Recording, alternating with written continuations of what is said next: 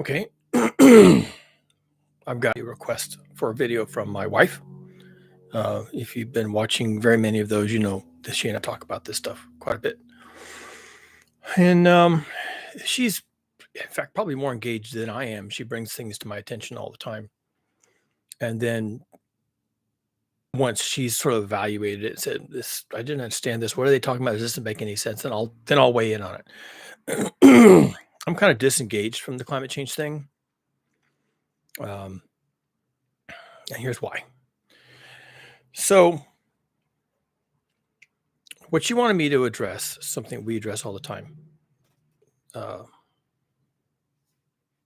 in less detail than I'm going to cover here, because we both get it, but you probably don't. So, in less detail than I'm going to address here, she and I talk about this all the time, which is, what does life look like without fossil fuels? Or stated another way, without ready access to fossil fuels. Uh, Either interrupted access or maybe expensive access. So various forms of can't get it, can't afford it, can't get it and can't afford it, those kinds of things. So, or a complete collapse of the fossil fuel delivery infrastructure, which is also a thing. If I can remember, I'll get back to that. So, what is life like without fossil fuels? And we have this conversation a lot, not because we drive, but because part of our discussions when we come to this topic is how profoundly embedded all of us are in the gas, coal, oil civilization. We just are. She and I don't drive. I'm retired. I don't commute. I never ever check the price of gas. Never. If I have to fill up my 1-ton truck, if I'm hauling dirt or junk or something, I just put gas in the truck. She'll ask me, what's the price of gas these days? I don't know. I think last time I checked, it was whatever. So we don't really have much skin in this game. But I mean, a shallow examination of our life and frankly our expenses, we don't have much skin in this game, but we do.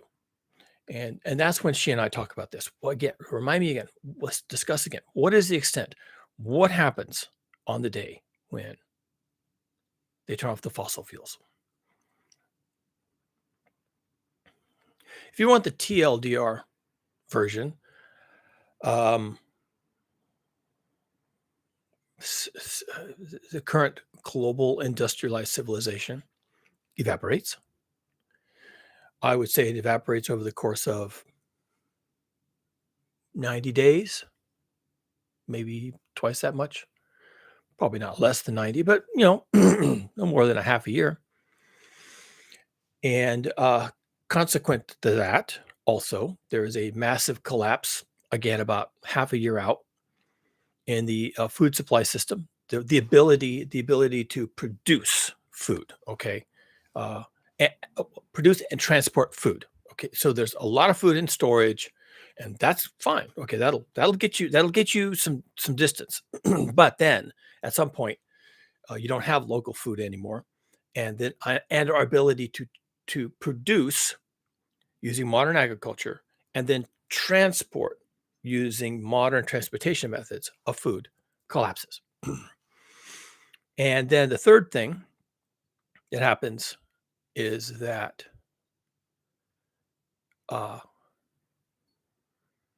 well, I don't know how else to say this, so I guess I'll just say it. A 99% collapse of the human population. Interpret that however you will. So, some or all of that might sound completely unhinged. It's not. I'm a scientist. I work with numbers really well. I understand history. I understand how we got here. I understand our dependency on this. I know every place that we are dependent on fossil fuels. I've thought about this a lot. I've analyzed it quite a bit. I've done some research. I kind of get it. Now, I know every old grandpa on the internet has done research on what's the current stuff? Yeah, chemtrails, COVID-19 is a conspiracy, all this stuff. I'm not conspiratorial. I'm a data-driven kind of guy. The data is available. I'm not going to bother putting any references, citations in here, but you can look it up yourself if you want to. There's a certain history to all this. The history is well understood. It's documented. Go to Wikipedia, look it up. Doesn't matter. I don't care what you do. All right. I've done what I need to do, my due diligence, and she asked me to share that with you. So fine, I'll do that. It's free for me to do that. No burden on me to do that.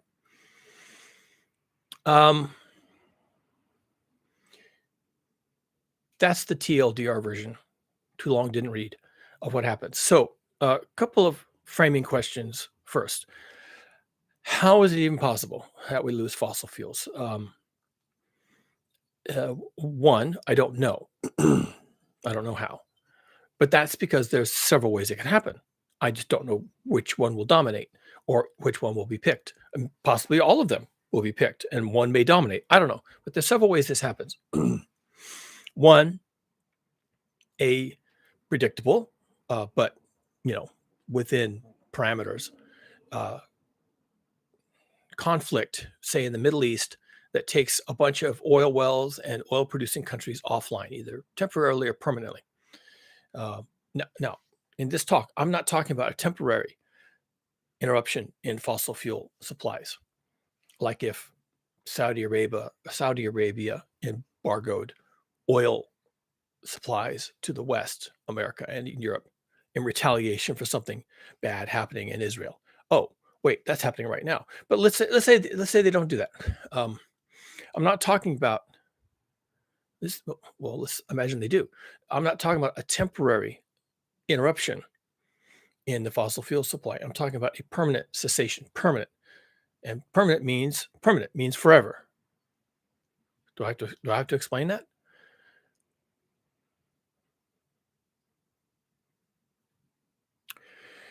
If the fossil fuels, okay, you need fossil fuels to get fossil fuels. Do I have to explain that?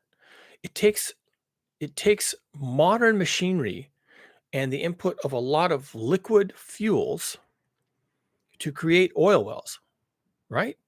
Now, I guess you could say, yeah, maybe we lose fossil fuels for everything except drilling oil wells. Okay, maybe, but don't count on that. All right, because if we lose infrastructure, let's say there is a quarrel in the Middle East and someone decides to punish America and the West by blowing up the Saudi oil processing facility. Okay. Not the oil wells. You don't have to do anything with the oil wells. Forget them. They're scattered all over the country. There's thousands of them. I don't even know how many there are. Forget those. Forget the pipelines. They're scattered. They're underground. You can't even see them. Forget that. Just forget it. Don't worry about that. Just find the places where all the oil comes to the terminal, where the oil tankers are, right? That's how we do this. Find that facility. It's right there on the map. You can see it on Google Maps, right? You can see it from space, satellites. It's right there. It's a port facility. Huge. Acres, hundreds of acres. Find that thing. Blow it up. Just drop a bunch of bombs on it. Hit it with a bunch of missiles. The whole thing is flammable. Every square inch of that thing will burn. You don't even have to hit all of it. You can just hit the part that has the most number of tanks, the most number of converging pipelines, the onshoring, offshoring facilities where they put it on and off the tankers. Just find that stuff, hit that stuff, and if you're equipped with that type of technology, you can use nuclear weapons, and they don't have to be nuclear missiles. You can put them on a ratty old oil tanker, and you could pretend to be pulling into the port facility to fill up with oil. And what you're doing is you're making a delivery of a nuclear explosion. You just blow the whole thing up, blow up the whole, gone, gone forever, because you're never going to have a chance to build that thing back. It took 100 years to build that.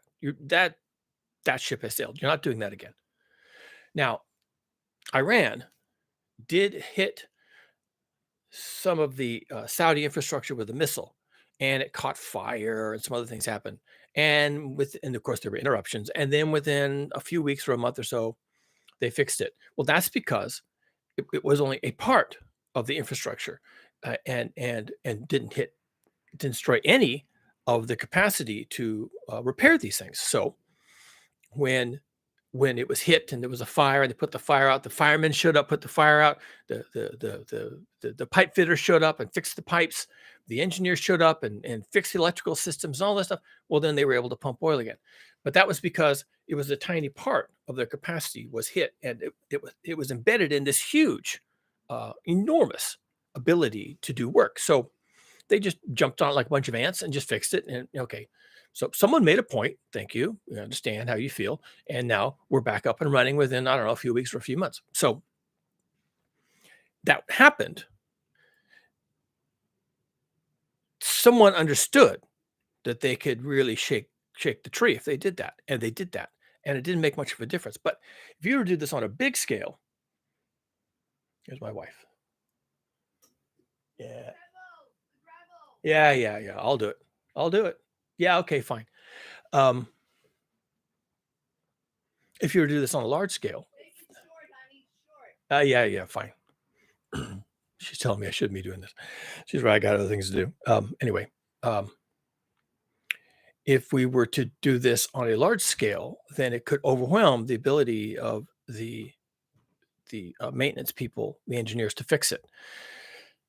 And a nuclear weapon would certainly do that. And who has a nuclear weapon? Well, there's nuclear weapons all over the place. Iran is trying to get a nuclear weapon, but the North Koreans have them, the Russians have them, the Chinese have them. And if they thought that this would be a strategic thing to do, then they would do that. So and that's about all it would take, right? That's about all it would take, because at that point, that's a big producer. You might hit one or two other producers. Some of the other producers are already not friendly to U.S. and European and Western ideals or goals. And so for them, they might curtail sales to the West, just curtail the sales. We're not selling to you anymore. Or they might trade among themselves, right? And if they start trading among themselves and using that to keep themselves healthy, wealthy, and wise, then elements of the West might counterstrike and say, well, if we can't have it through our provider, then you can't have it through your provider, right? And so a couple of exchanges, some hard feelings, and pretty soon half the world's capacity is offline. That could happen right away. Other ways it could happen is global heating and climate change it's a real thing, and it has real impacts on the ground. High heat, for example, can blow up machinery or cause things to fail. And once they fail, if it's really hot and then the workers can't work on it, enough of this happens in enough places that have problems with heat and internal, stability, and then a provider might go offline. Could just go offline. That's it. We're done. We tried. Didn't work anymore. Can't pump oil in this region anymore. It's too hot. Floods too often, whatever the problem is. And of course, related to that are internal disruptions. The Saudis are probably fairly vulnerable to this. They're surrounded by other Muslim nations that are not happy with the monarchy in Saudi Arabia, and they're always trying to unseat those guys. And it could become troublesome real quick if enough unrest could be generated inside of Saudi Arabia. They might go offline. So that's one way that the oil could end. Another way is that again, because of global heating, climate change, mass migrations of displaced people. Under those circumstances, the people who really run the planet, and I've used the number 8,000 people who run the planet, that number is point 0.011% of the human population. It's 8,000 people. So imagine that there's 8,000 people who control a lot of this stuff and make the decisions on what we all get to do and what we all pay for it and how available is it. They decide that they're going to shut it off. Shut off the oil. Whatever. Climate change, global heating is going to kill everyone. Can't have that. I'm wealthy. I got all this money. I don't need any more money. Do I really need to sell another barrel of oil? Not really. I'd like to, It's really worked out great. I could have even more money, and I'm addicted to money and influence. So, gosh, maybe I could sell some more oil. Oh, wait, no. The planet is changing. It's going to become too hot for me to live where I'm living. This is my home. I'm not welcome anywhere else. So rather than become a refugee, a billionaire refugee, I mean, doesn't sound too bad, right? So, but anyway, rather than become a billionaire refugee, trying to find a new home, I'll just turn off the fossil fuels. Well, let's turn that off. We're done. We're done. Not doing that anymore. It was fun. You folks figure it out. Okay, that could happen. So there are different ways that the fossil fuels, in particular, of course, I'm talking about uh, oil and natural gas, but you can imagine it affecting coal as well if you wanted to. Uh, Not as likely because coal is not shipped around the world much.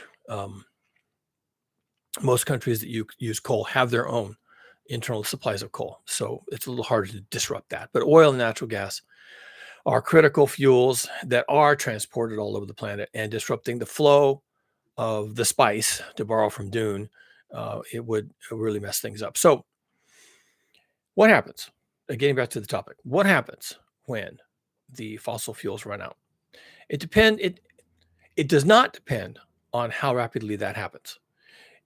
A temporary embargo, a temporary shutdown, a port facility that's caught on fire, that's bombed or whatever, um, it is, or one nation goes offline, or it takes 30 days for the supplies to dwindle, or it takes 90 days for the supplies to dwindle, or it takes, 6 months for the supplies to dwindle.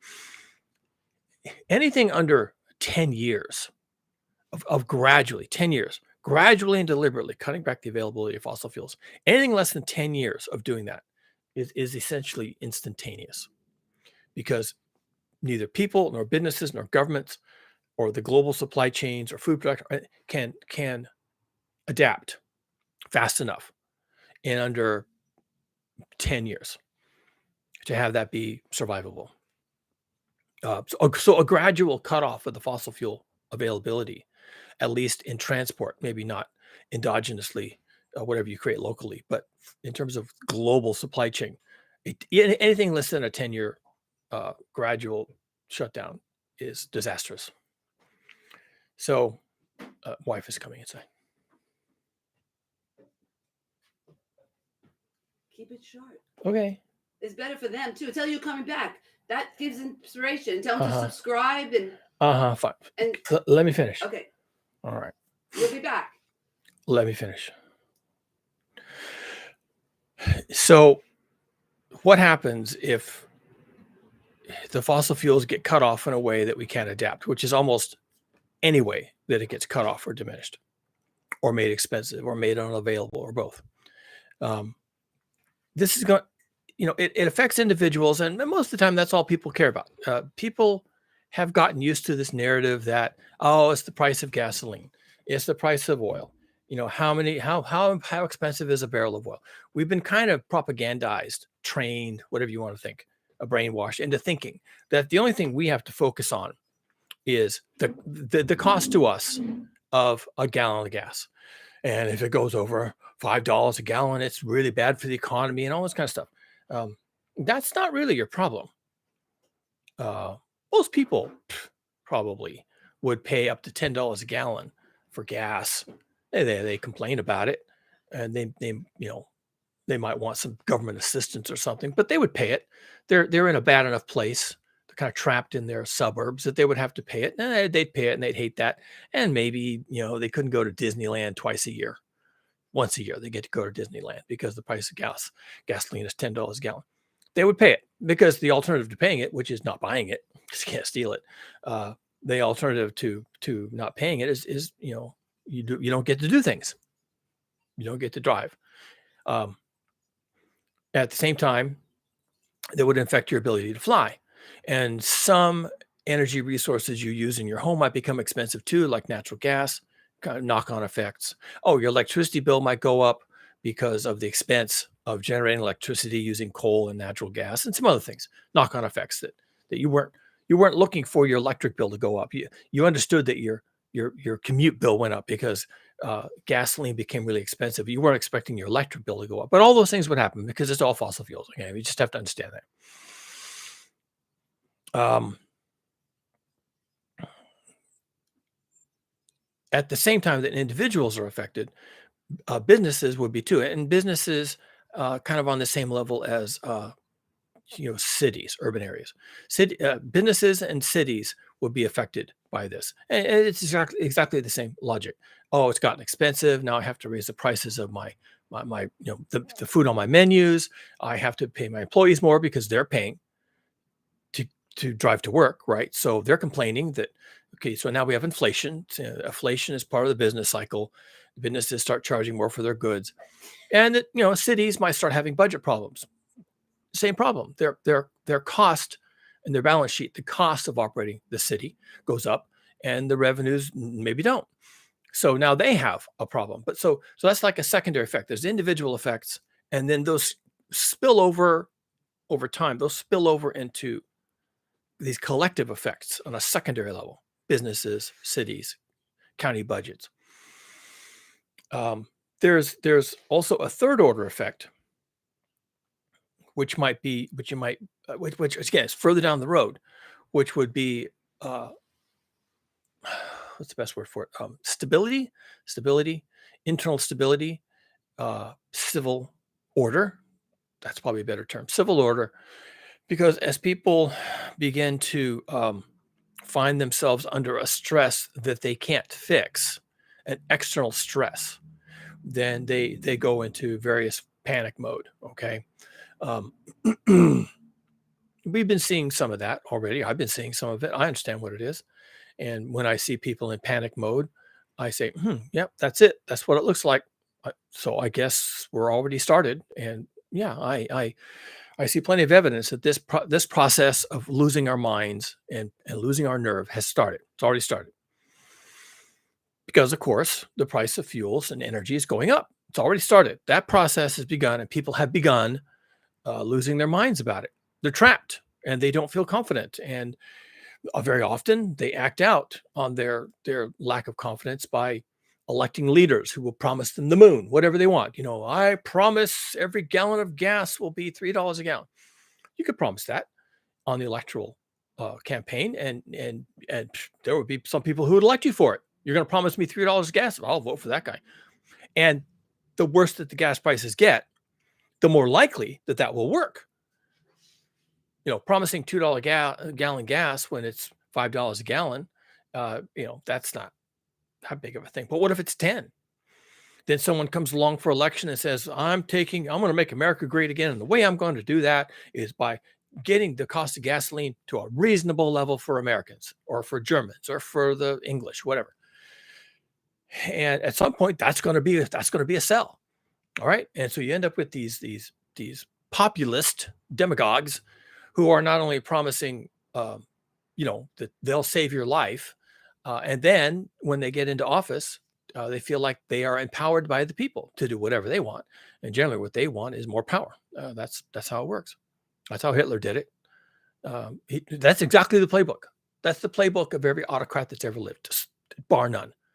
Every single one of them that ever lived came into some sort of a low-level crisis or lack of confidence and said, I will fix the lack of confidence. I will make us great. We are a great people and we can be great again. And we should be great. They owe it to us. We deserve it. We have the best genetics. We have the best culture. We have the best rock music, whatever. We are great. And it works. And then they do whatever they want. So individual impacts, businesses and cities are impacted, and then there's unrest. Okay. But at some point, this begins to veer out of I'm not confident, I'm angry, I'm being repressed, I'm looking to go to a better day, I'm nostalgic. But we veer out of that to actual lethality. Lethality. The situation in the absence or the unavailability of fossil fuels becomes lethal. How does that happen? It happens actually everywhere. Put simply, we are 100% embedded in an economic system and a set of supply chains and a food system and a security system that is 100% dependent on fossil fuels for every single thing that happens. Every gear that turns, every wheel that turns, every mile driven, every mile flown, every kernel of corn, every pound of beef, every shoe, every shoelace, every battery, everything. Practically every kilowatt of electricity, okay? Uh, all of it dependent on 100% availability of fossil fuels cheaply. Has to be cheap, has to be available, it has to be cheap, or all of this falls apart. And notice that it isn't just shoes and shoelaces, it's every kernel of corn and every pound of beef and everything else. So at some point, and it doesn't take very long, by the way, because the the food supply, most of it, has an element of storage capacity. Food can be stored, and so we have that going working for us. But as we chew into that, eat into that, literally, okay, as we eat into our stores, and we're not constantly replenishing them with the system that is now collapsed, right? We're not constantly replenishing them. Then there comes a point where that supply starts to dwindle. Now, they're not going to tell you that.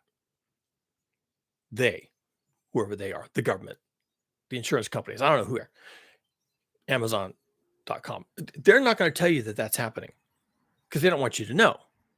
They want to keep selling you the thing, selling you the goods, keeping you on board, keeping you dependent, keeping you going to the store, going to the butcher, whatever. And they want to keep you in the groove, right there in the groove where you've been for 300 years. You're in the groove, stay in that groove. We need you in the groove, okay? And in their own mind, they're thinking, this food disruption thing, this is temporary. They're going to fix the price of oil. They're going to fix the food chains. They're going to get the availability back. It's going to be awesome. So they're maybe thinking in their head, this is a temporary blip. We just need to get through this rough patch. Phew. Okay, we're all better now. Or they may be deliberately saying to themselves, we need to get through this so that we can escape. We need to get out of here. We have a certain number of months or parts of a year, maybe a year, to coast through this, and then we're getting off of this. We're getting off of this boat, and they may be thinking that. In fact, if they're the same people who run our supply chains, who are also the people who realize the need to cut off the fossil fuels, then they've actually been able to plan this all out. Maybe not even in some shadowy cabal that meets by the full moon and drinks baby's blood and plans the end of the world. They don't have to be that kind of people. They could just be people with exactly the same interests, all thinking exactly the same thought at the same time, coming to the same result and deciding exactly what to do at the same time about that. These people are all much of a muchness. I mean, they're all human to start with. They're not reptilians from Mars. They have a set of human type thoughts, and they're all driven by profits and loss statements, and they're all embedded in the global economy. They all know what their supply chains are. They all know who their friends are. They all know where the oil is coming from, where it's going, who controls all that. They know all this stuff. They know a lot more about this than you and I do. And in the end, they know what's coming, and they may be the ones who actually, pull the switch. So yeah, that's enough of that. Why would they do that? Self-preservation. If they can get themselves ready and they don't want to have to deal with a billion people wandering the earth looking for food, clothing, and shelter, then the smartest thing for them to do, frankly, is to turn it off all at once. You turn it off all at once, nobody's wandering the earth looking for anything. They're just taken by surprise. They didn't get a chance to figure out a strategy. They couldn't get away. They're stuck in a place. They don't have gas. They don't have electricity. They don't have food. They don't have shelter. And they're done. They're done. And how long does it take to be done? I don't know. 90 days? 3 weeks? Something like that.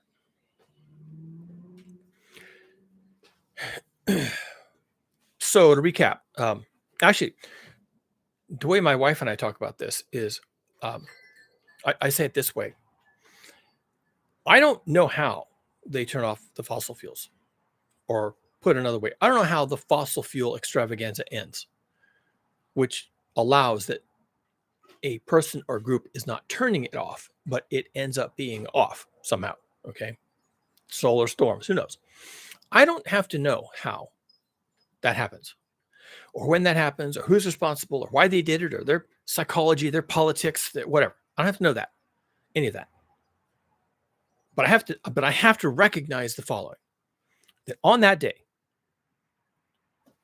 shortly thereafter, and it might be 3 days, it might be 3 weeks, but shortly thereafter, you will go out into your world and you will see the following. You will observe the following. Sometime after they turn off or switch off the fossil fuels, or the fossil fuels end, you will go outside and you will notice the following situation. There will be no driving. There'll be no driving. Nobody will be driving. You'll be able to stand in the middle of the street. No traffic. Okay. Maybe some electric cars. More on that in a bit. No flying. Airports have a lot of fuel in storage. They have underground tanks, presumably. And, they fill the jets and they can do that for a while. But what? A few days, a week, a month? Something like that? No flying. But also, the fuel used to fly jets, which is essentially kerosene, can be used for other things. It can't be used to, drive your car, but it can be used for other things. And the government's recognizing that there's now a collapse of the energy availability, they might curtail flights. Okay, they might curtail flights to use that fuel for something else. So no driving, no flying, no movement of goods. Most goods move on some combination, and goods, I mean, shipping containers, 18-wheelers with trailers full of frozen foods or with, soda pop or whatever. Movement of goods, Amazon Prime deliveries, all that. Movement of goods. Now that's the corporate level. That's not the personal level, but it doesn't matter. The corporations are going to feel this. Some of them are going to say, "Oh no, we have a disaster. Even our employees can't get to work, so we have to shut down temporarily. We have to cut our staff temporarily." They'll say temporarily, but they don't really know. They just know they have to do this. So we have to lay off staff. And of course, that feeds into it because now the staff that's been laid off doesn't have the money to chase down the food and fuel that they need to survive. And so, as soon as the businesses notice that that the fossil fuels aren't available anymore, or that they become really expensive, they start to pare down the size of their operations. That happens almost immediately. That can happen within a few days. Of a massive disruption in fossil fuel availability. So, no driving, no flying, no movement of goods, no movement of money. Not because the banking system and the financial systems are dependent on fossil fuels to move money. Okay, armored cars. But apart from that, they're not dependent on fossil fuels to move money. All the money is digital anyway, blah, blah. But as businesses began to shut down and as the stock markets began to implode, the financial system, which is tied with thin tendrils of control and dependency to all these things, okay, start to collapse. We've seen that many times. Problems in the housing market lead to problems with abstract derivative changing, which leads to collapses of certain financial companies that are highly leveraged, which leads to collapses in other financial companies that are not as highly leveraged but have ties to the first bunch, and it just right on down the train, right? All these dominoes start to fall, and they can fall really fast. If you've been around for very long and you've watched very much of this, the panics can last a week or two until the governments of the world step in and ride over the hill on their white horses and save the day. So you can have a complete failure of the banking system if you get enough failures of other things, which are themselves dependent on fossil fuel availability. And then the fifth horseman of our 5 horsemen of the apocalypse: no jobs. No jobs. The jobs will take a little faster to disappear than the money or the businesses or the driving, because businesses hold on to employees as long as they can. It's very disruptive to cut um, your personnel. Uh, you're losing your expertise. You're losing people that you trust. You're going to have to retrain a bunch of people at some point in the future. That's really expensive. So they tend to hold on to people as long as they can. But it, they may not be able to pay them. And they may, at some point, they may need to stop working. Employees may need to stop working. You've been a great boss. I love working for this company. I really believe in the mission here, but I can't come to work anymore. I've got a 40-mile commute. I can't find enough gasoline even to get, to the Costco and load up the car with Cheetos. So I can't be using scarce fuel resources to come to work. Maybe I can work remotely. No, my job doesn't allow that. I'm a plumber. I'm an electrician. So I just got to quit. I'll come back as soon as the economy improves, and you never see that person again because it never happens. They just can't do it anymore. They can't do it anymore. And if they're living in the suburbs, which is probably the scenario, I mean, they're driving 40 miles to work. That's probably what's happening. Then what you don't know is that at some point they're not eating anymore. The food isn't being delivered to the market in their suburb. Maybe food is delivered to a more centralized place, like a store in the urban area where most of the people are, but not to the store located outside your suburb. So as companies pare down on the services they can offer and start to concentrate service availability in places of the largest population, which is people who might still have money, might still need the service, don't have to drive to the service, whatever. Okay, that they're in these urban areas. That will be the last place that the services disappear, and they may not disappear at all. But in the hinterlands, where 18-wheelers are driving in this ring around, trying to service all these suburbs, they may not get anything. So your employees who are living in the suburbs, who are dependent on that one store is now closed because they couldn't get anything to put on the shelves. So they closed and sent their employees home, right? That's how that works. And now everybody in the suburbs is scrambling around trying to get a couple of gallons of gas, not so they can drive to work and make money, but so they could go find a store and loot it to take the food out of it. That's what they want 2 gallons of gas for, so they can drive around the periphery of the city and break into 7-Elevens and take the chips off the rack because they need food. And so you can see how this spirals out of control and becomes just one gigantic dumpster fire. And how fast could that happen? Well, if there is a gradual reduction in the availability of fossil fuels, then it can happen over, I don't know, 30 days, 60 days, 90 days. But if there continues to be a problem, then after a couple of weeks, these systems begin to break down. Now, in the long term, the one thing that makes us all most vulnerable is our supply of food. Again, 100% of food is created using fossil fuels, 100%. Created using fossil fuels, processed using fossil fuels, transported using fossil fuels, refrigerated using fossil fuels, delivered to the store using fossil fuels, managed in the store by employees who got there using fossil fuels. And the lights stay on, the cash register work is all depending on electricity generated by fossil fuels. So at some point in this process, as fossil fuels become more difficult to attain or simply become more expensive or not as readily available, not as reliably available, then you start to see breakdowns in the food chain because the food chain is all dependent on fossil fuels. And when my wife and I talk about this and we say, yep, that's kind of where it all ends up. Maybe you've got your shelter figured out and maybe your clothes are good enough and they'll last you a couple of years or maybe even a lot of years. You can mend clothing. It'll last you for a decade. So, your clothing and your shelter might be taken care of, but your food, that's a daily concern. So in terms of the food, clothing, and shelter, three-way subsistence path, the food thing is the most vulnerable. And it has to be said over and over again, almost everybody even farmers, even ranchers, almost everybody is dependent on fossil fuels for their food. It's hard to imagine how anybody isn't. Rancher, he's got beef. But does he have an acre of garden? Does he have an orchard? Does he have a field of wheat?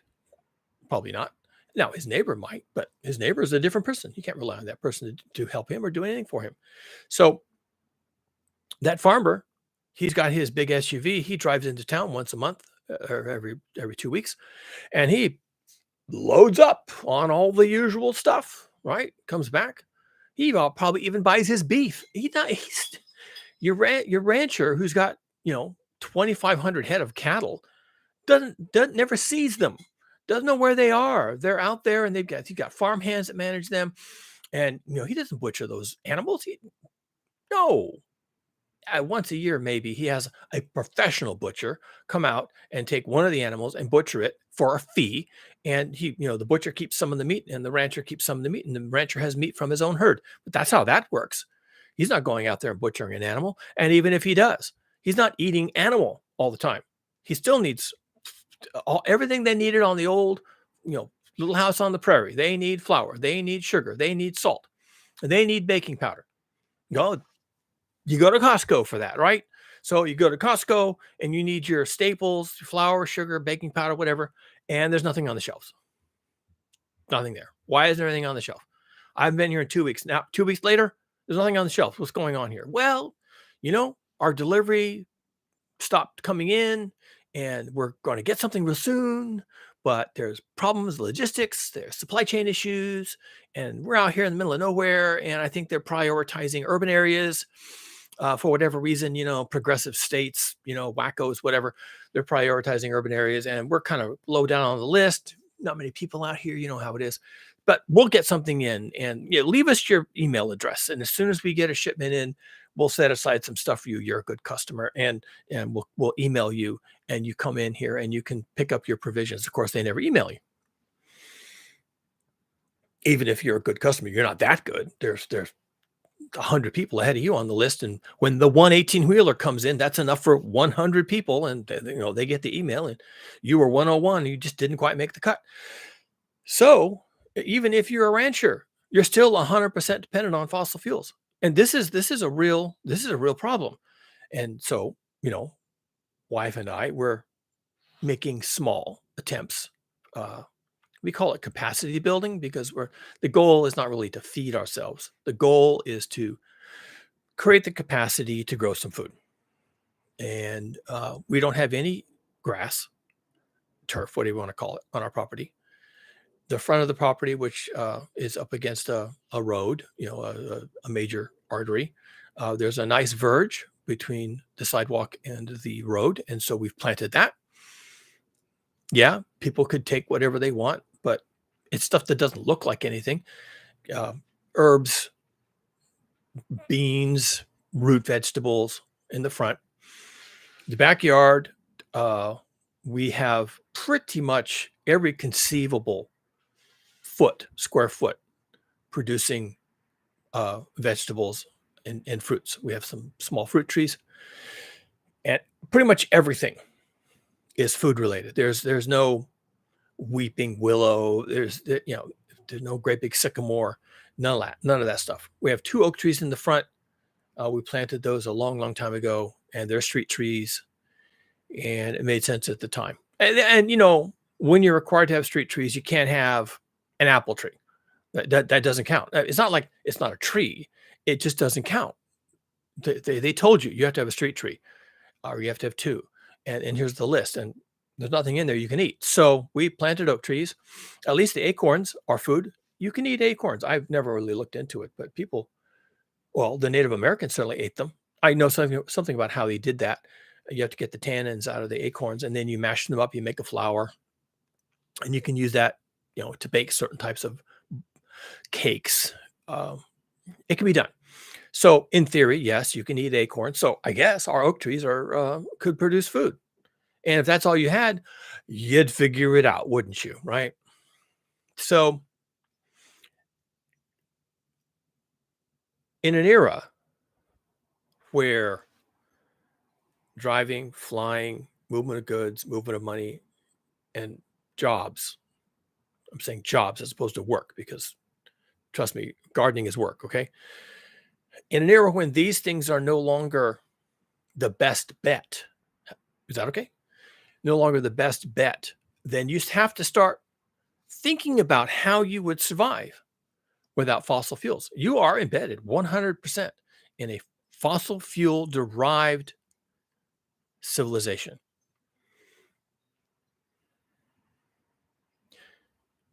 Here's an approximate analogy.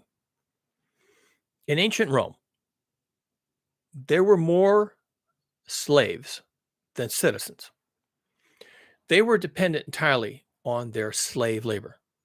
And, having slaves was easy, and they weren't black slaves stolen from Africa. Okay, they were European people who you had defeated in battle, and you enslaved them, and you brought them back, and you taught them how to speak Latin, and they just worked in your home, and you fed them and gave them shelter, and probably their life was semi okay. That continued right into medieval times, where the serfs who worked the land were essentially slaves. So we've been dependent on slavery for a long, long, long time. And in Rome, when they could no longer conquer other lands and therefore maintain their population of slaves, things became difficult. And towards the end of the Roman Empire, they were hiring mercenaries to fight their wars for them. The mercenaries would keep the slaves. There was nobody working the fields and the vineyards and the orchards, and it just became difficult to keep the whole thing going. And pretty soon, the entire civilization collapsed. They just didn't have what it took anymore to keep it running. They didn't have the wealth pouring in from outside. They were totally dependent on outside inputs to manage, keep running the empire. And we've replaced conquest and slavery and theft with fossil fuels. That even happened here in America. We had in the South, they had slaves working the cotton fields. And that would have continued probably to this day, if that's the only way you could pick cotton is by having low wage or no wage labor. I guess it probably would have continued. The reason why it didn't wasn't because of the Civil War, really. It was because of mechanization. It just didn't need slaves anymore. And if there are moral problems with having slaves, then you don't have them. But that whole alternative reality was made possible by essentially steam engines. Now, steam engines can run on wood, but later on, and more efficiently, they ran on coal.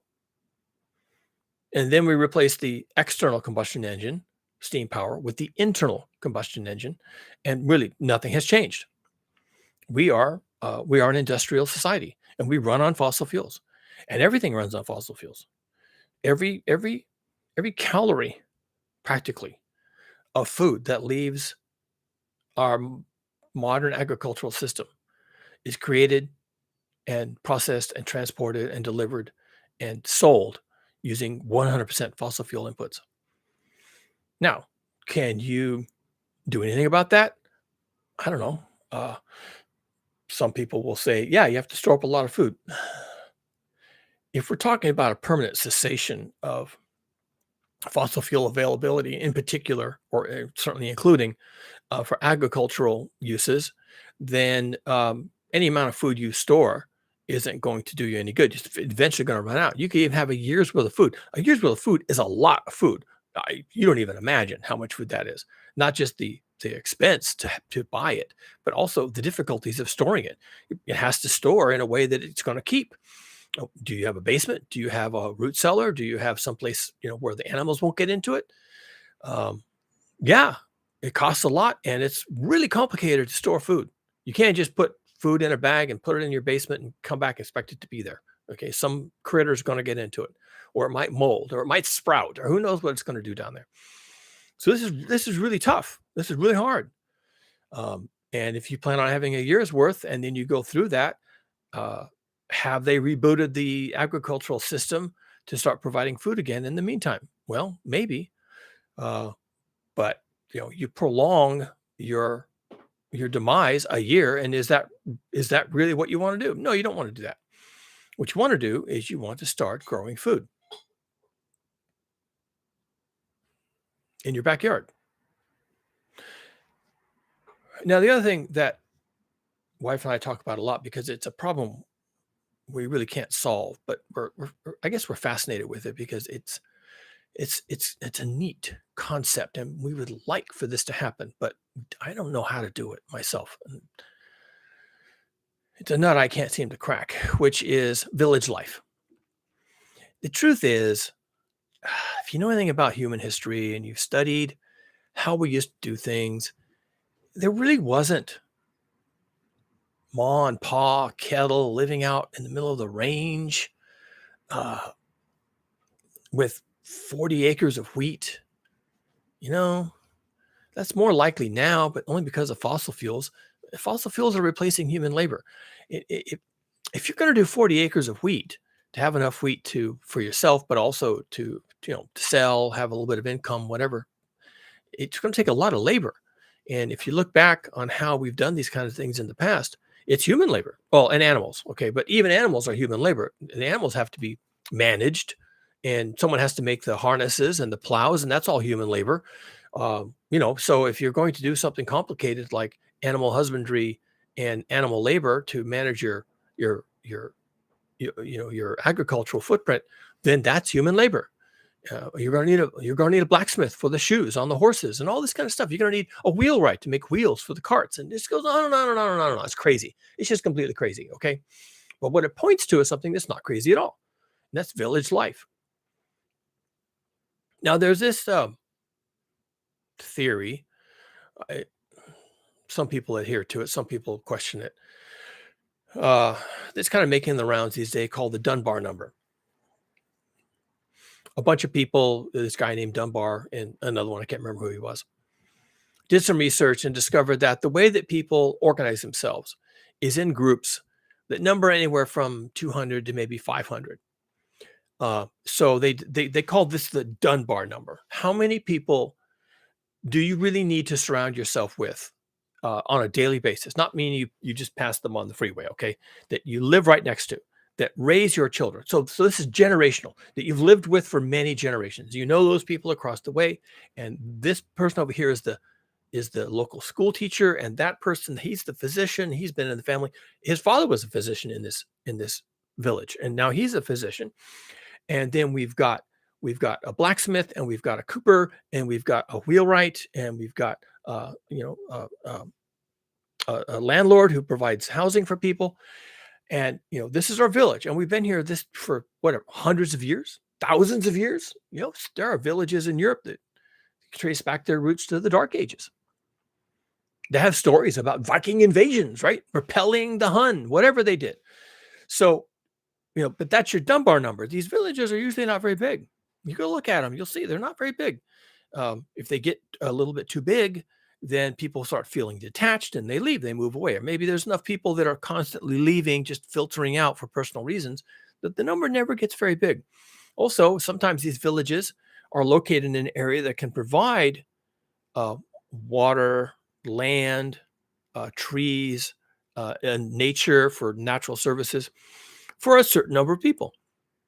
You get too many people, all of a sudden there's not enough land for everyone. There's not enough water for everyone. Pretty soon, there's a certain amount of criminality as people find themselves not getting the things they need. So there's a certain number, and you begin in a village like that to circle your wagons a bit. Like, we know who we are. We have an identity. We don't really want tourists. We don't want outsiders. You come here, we don't know who you are. We're going to be looking at you out the window, peeking through the curtains. Who is this person? Who do they belong to?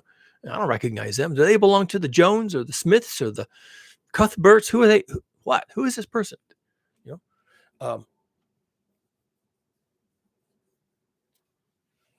And this becomes your support group. It becomes the people who have all the knowledge that your village needs. It becomes the people that help with the harvest. When the wheat is ripe, everybody turns out for the harvest. Doesn't matter what you normally do. If you're normally a shoemaker, cobbler, you still turn out for the harvest, okay? Because now we have to do this. We've got 2 weeks to do this, maybe less. And plus the rain is coming. So we have to get this in. We got to get it threshed. We got to get it in the silos and the straw laid up, and then we'll have a nice party, right? It takes that many people, that Dunbar number, to do whatever it is you need to do. If you've got herds, there has to be a certain amount of people to manage the herds. They have to be shepherds, of course, but also a certain number of people to build and maintain the fences and to ward off raiders, people who will steal your animals, right from the pasture, right from the manger. And you don't want that. So you have to have a certain number of people to present a unified front against marauders who will come and take everything you've made. So this idea of village life is a minimum atomic level of human endeavor, right?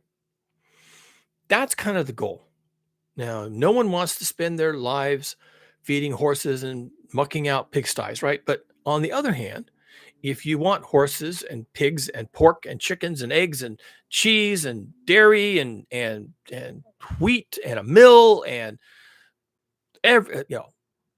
clean clothes and sewing and clothing making and hat making and shoe making, if you want those things, well, you're not going to be able to get those things Amazon Prime. So you need people who are committed to through whatever medium of exchange to provide these services to your village. And if your village can't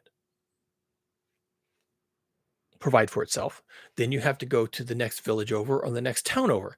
And how do you do that? Is it a long way, or is it just a short distance? Is it a couple of miles? Is it 10 miles? Is it 50 miles? These things matter. So people are going to need to think about this. In the absence of fossil fuels, or they're too expensive, unavailable, erratic, whatever the problem is with fossil fuels, then we're going to have to come up with another way of life. And people will call it, oh, it's sustainable. Oh, it's permaculture. Oh, it's this, it's that. No, it's not any of those things. I mean, it might be those things on the outside, but what it is it's village life. That's what it is. It's an organizing structure called village life, where you agree to work in cooperation, trust and cooperation with a certain number of people, probably a small enough number that you get to know them, and not too big that there's a lot of strangers you can't trust. Small, but not too small that you don't have enough people with the required skills to provide enough services. If you have a very small village, you're vulnerable to being overwhelmed and also being basically overtaken. And also, if you're too small of a village and you really have to go out a lot to other villages and nearby cities to get the goods you need, then you waste a lot of time traveling. You're on the road. It takes days. Plus, when you get to the other end, you have to get a room before you can come back with your wagon full of materials. And having a room costs money. You would rather just be able to go to the market and come back on the same day, right? So not only do we need villages that are of a certain size, not too small, not too big. We also need them not too far apart. So if you think you're going to go into the middle of Wyoming and create yourself this, magical, mythical village, and you're all going to live together like a bunch of Amish. Well, even the Amish are embedded in cities and towns nearby. They can get in their cart with their horse and go to the town and buy what they want. So do you have that going on? Because if you don't have that going on, then you're in trouble. So not only do we need to organize ourselves around village life, we need everyone else to organize themselves around village life. And we need a lot of villages, and we need a lot of specialists. We need to relearn how to do everything that we forgot how to do. Yeah, we'll still have technology. We'll probably have electricity, right? We'll have electricity. We'll have metals. You go back far enough in human history, you don't even have metals, right? Stone tools are not very useful. So we'll have metal, we'll have saws, hammers, probably nails, right? We'll have a blacksmith who can not only create horseshoes for the horses, but also can you work any type of metal into almost anything. Hay hooks, scythes, rakes, right? The blacksmith was one of the centers of the town. Working with metal was absolutely critical. You could have a blacksmith who's not only doing work, but even training the next generation of smiths to do things. And in addition to a blacksmith working iron, you might have allied metal industries. So you might have a silversmith, you might have a goldsmith, you might have, you might be, and these people working within the protection of a community, right? Because gold and silver is precious. So working within the protection of the community, those people might be able to raise a lot of income for your village by selling their stuff. And when they sell their high value add items, including even things like wheels, by the way, when they or barrels, when they sell their high value add items, that money comes into your community. And maybe it's not, shared like communism or something like that, but you know, the guy who works with precious metals can now, you know, buy an expensive meal once in a while. And so that means that the innkeeper can all of a sudden hire a chef who can cook great food. And pretty soon the pub, which was serving, crummy homemade beer, is now serving several varieties of beer, and they're really good. And there's meals. And now people will come from outside your village to your village just for the food and the beer. Okay. Because you're famous for it. And now you've got real going concern. You've got people coming through your village all the time. There's an inn, there's a nice restaurant, there's a nice brewery, pub, and you get all this income pouring into your community. These services are highly subscribed by travelers, and you have a vibrant village, not just dirt farmers scraping out a living, hoping to survive. Our task, as far as I'm concerned, is that we have to recreate village life. Village life is small numbers of people, not too small, but definitely within your Dunbar number, maybe a little bigger. Small numbers of people working cooperatively. It is cooperative. If that sounds like communism, get over it, okay? People have to cooperate. People must cooperate. If we have forgotten how to cooperate, then we're doomed, okay? We're going to have to relearn, along with everything else we've forgotten, how to cooperate. Sorry. No, not sorry. I'm not sorry. You're going to have to learn how to cooperate. Just toughen up, Buttercup. Numbers of people cooperating on holding each other up. And we need to create this far and wide across the land. There are farms in America, right here in California. There are farms that are thousands of acres. Now, that used to be a lot of farmhouses, a lot of small villages. We could recreate that real easy. Now, it would require help from the state, maybe the federal government. We could get money for this. The state government could create a department of village restoration. Okay, yeah, I just named it. The Department of Village Restoration, the Department of Social Restoration, whatever you want to call it. But its charter would be to create villages, not to plow them under, not to pave them over, not to run them out and make them go work in the city for crap wages, to rebuild villages, create people that don't need consumerism, create people who can take care of themselves. And the money would be used to actually build the buildings, bring in the solar panels, dig the well. I mean, all the things that you're going to have to be self-sustaining, more or less. Also, bring in the curriculum to teach how to make wheels and barrels and cheese and beer and leather tanning, and how to manage animals to get all the goods that we need from animals. What type of animals? How many horses do you need? What do you use them for? Can your horse pull a plow, or do you need oxen to pull plows? What does a plow look like? How many people need to be doing the plowing? How many people do you need available to do the harvest? This is what state, federal governments can help us with.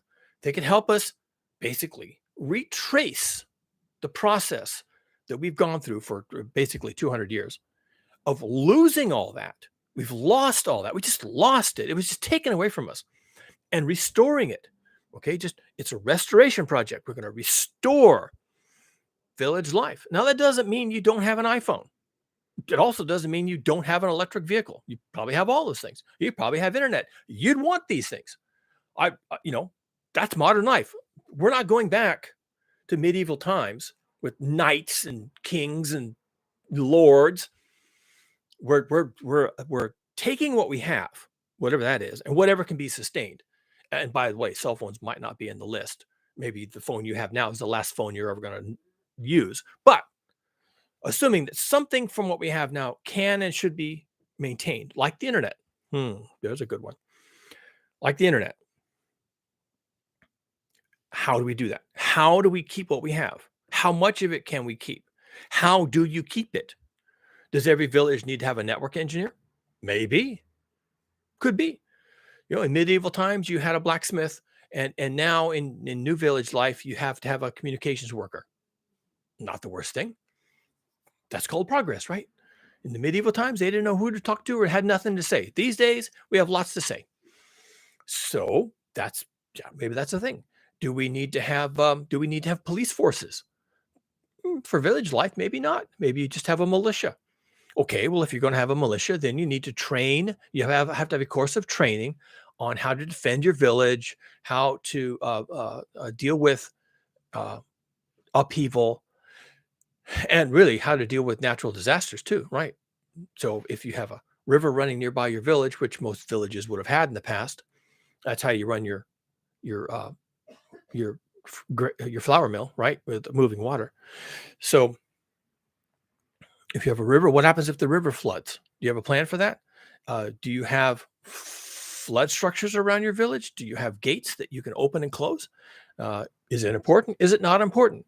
But if it is important, maybe you need people to maintain that. Maybe you need people who understand how to deal with floods, how to deal with natural disasters. It could be a long list. Things that right now you just dial 911 and someone races up to your front door in a great big fire truck burning 1 gallon of diesel per mile. That's not going to fly, is it? Or maybe it does. Maybe we say, okay, we're cutting back on fossil fuel availability, and it's been cut off, it's been curtailed for whatever reason. The day has come, it's gone. But we're going to take what little we have left, and we're going to continue to fund and supply fuels for first responders, some kinds. Okay. Maybe we decide to run hospitals. Maybe every zip code has a hospital that people can go into.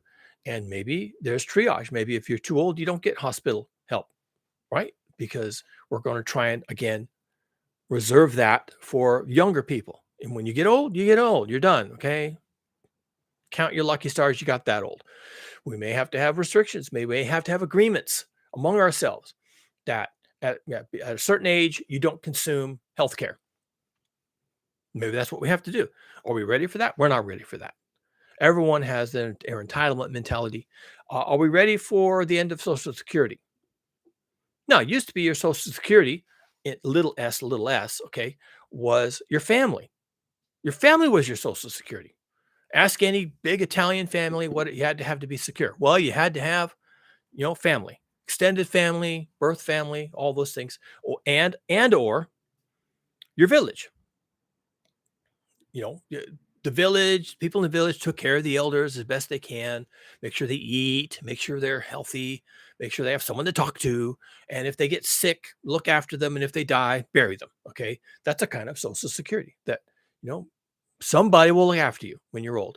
And on the other end, there's Social Security of a sort for the little ones. We call it daycare, but let's just call it that they're secured, right? And that this is a social responsibility.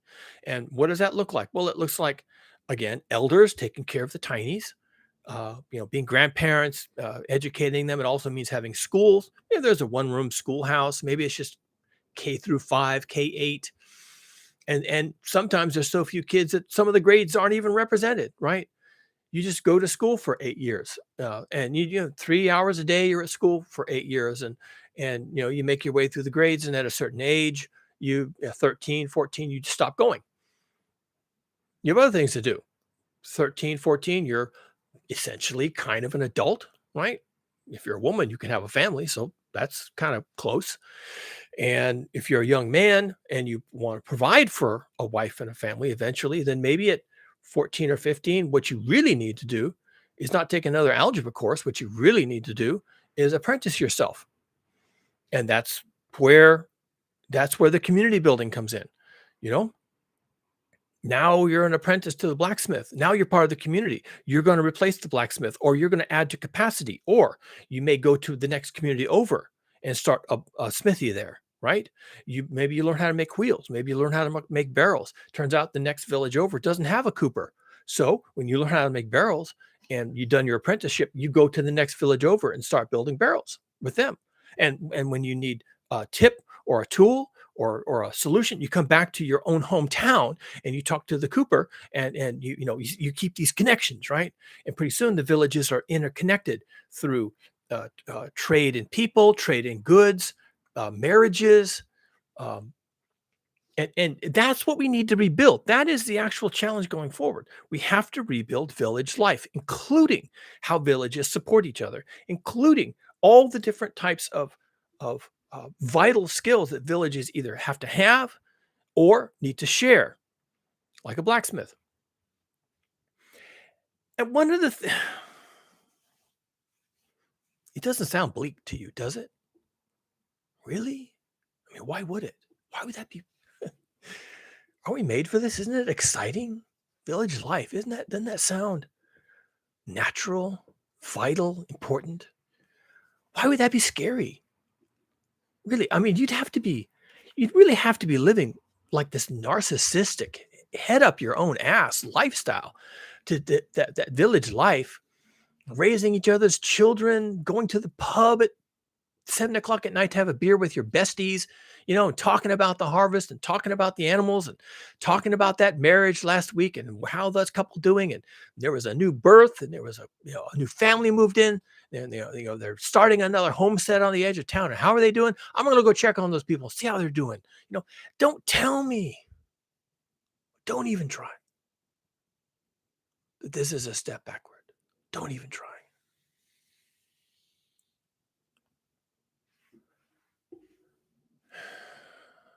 It's the future. I don't have a problem with it. I really don't. I don't have a problem with it at all. Uh, it's the work of the moment. We have to get ready for this. And when we're there, I think it's going to be absolutely awesome. And there'll be no driving, no flying, no movement of goods, no movement of money, and no work, no jobs. There'll be lots of work, more work than you can do. A glorious amount of work. You'll never lack for something important to do. You'll never lack for a chance to improve your importance in the community. You'll never lack for an opportunity to impress that cute girl that lives next door. There will be lots and lots of opportunities to work, to be vital, to prove yourself, to integrate, to create community, to be part of community, to be part of something bigger than you. There will never be a failure of a chance to do that in village life. I don't see the downside. And I believe it's coming. And if we want to be successful at this, we have a lot of heavy lifting to do, folks. A lot of heavy lifting.